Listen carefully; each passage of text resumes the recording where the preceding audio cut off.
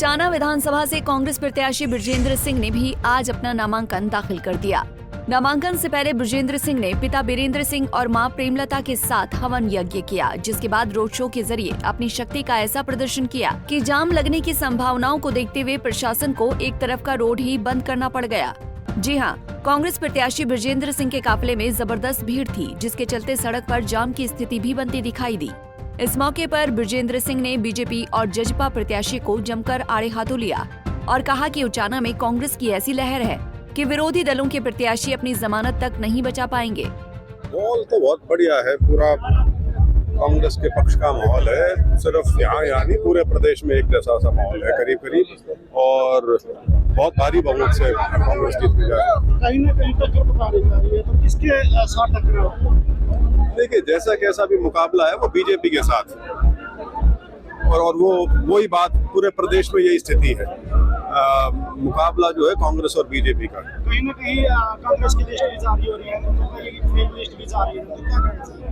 नहीं, fake list के बारे में तो मैं क्या बोलूं, लोग अपना एंटरटेनमेंट करने के लिए निकालते रहते हैं, और आजकल कंप्यूटर के माध्यम से सुविधा हुई है लिस्ट वगैरह जो फेक आती है उसकी। बाकी ये आज 11 तो होली, अब तो लिस्ट आनी है, जो भी है सारा का सारा। कांग्रेस के अलग मुद्दे रहेंगे, तो आप किस मुद्दे के साथ जाने की? नहीं, सारे ही मुद्दे हैं जी। एक तो सबसे बड़े मुद्दे तो हैं बेसिकली प्रदेश सरकार की जो पिछले 10 साल की कारगुजारी रही है, उनके खिलाफ मुद्दे हैं, क्योंकि जो जनमत है वो उसका रुझान है कि भारतीय जनता पार्टी को सत्ता से हटाना है। और उसके अलावा जो मुद्दे हैं, सबसे बड़ा मुद्दा तो बेरोजगारी का है, और वो सिर्फ उचाना तक सीमित नहीं है, पूरे हरियाणा का यदि आप आंकड़ा उठा के देखें, सरकारी आंकड़े हैं, सबसे ज़्यादा बेरोजगारी दर जो देश में है वो इस समय हरियाणा में है।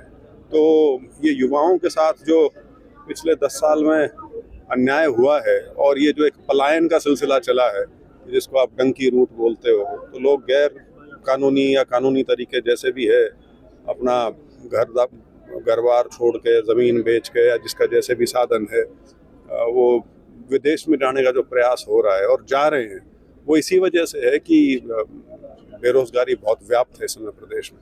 तो वो एक मुद्दा तो बहुत बड़ा है ही। उसके अलावा मुद्दे हैं कुछ राष्ट्रीय स्तर के हैं, जैसे MSP का कानूनी जामा पहनाने की बात है, तो वो कांग्रेस पार्टी की तो कमिटमेंट है कि हमारी केंद्र में सरकार जब भी आएगी तो उसको तुरंत प्रभाव से लागू किया जाएगा। दूसरा, अग्निपथ स्कीम जो है, जिसका बहुत भारी नुकसान हरियाणा के युवाओं को हुआ है दोबारा से, और उसके अलावा पूरा जो उत्तर पश्चिम भारत है उसमें युवाओं को बहुत उससे नुकसान हुआ है, तो वो भी एक बहुत बड़ा मुद्दा है लोगों के लिए, खास तौर पर युवाओं के लिए। तो अनेकों मुद्दे हैं, वो तो जब इलेक्शन में जाएंगे तो मुद्दे ही मुद्दे हैं। वैसे देवेंद्र रत्न ने नामांकन किया, तो उन्होंने एक बात बोली है कि सांसद रहते हुए कोई काम बृजेंद्र सिंह ने नहीं किया। देखिए, देवेंद्र रत्न जी की मैं किसी बात का उनकी काट करने का आज ना तो मौका है ना दिन है। जब लोगों के बीच में जाएंगे तो वहाँ पर आप जवाब दे देंगे जो बातें कह रहे हैं। और जहाँ तक सांसद का सवाल है, उनको सवाल तो ये कहना चाहिए कि उनके यहाँ से 5 साल 4.5 साल जिस पार्टी से वो हैं, उस पार्टी के यहाँ से MLA थे जो प्रदेश के उप मुख्यमंत्री थे। ये सवाल उनसे पूछे ना। MP की तो 5 करोड़ की ग्रांट है, वह तो किसी को मतलब बांट रखी है यहाँ पे भी। बृजेंद्र सिंह ने इस दौरान जजपा प्रत्याशी दुष्यंत चौटाला की इनकम का भी मुद्दा उठाया और कहा कि ये जांच का विषय है। उन्होंने कहा कि कांग्रेस सरकार बनने के बाद MSP और अग्निवीर योजना के साथ साथ कई अन्य मुद्दों पर भी प्राथमिकता के साथ काम किया जाएगा। और रही बात उचाना की समस्याओं की, तो उसका जवाब दुष्यंत चौटाला से जनता लेने के लिए तैयार बैठी है। उचाना से हरदीप चौकंद, पंजाब केसरी टीवी। हमसे जुड़े रहने के लिए हमारे YouTube चैनल को सब्सक्राइब करें और नई वीडियो की नोटिफिकेशन के लिए बेल आइकॉन को दबाएं।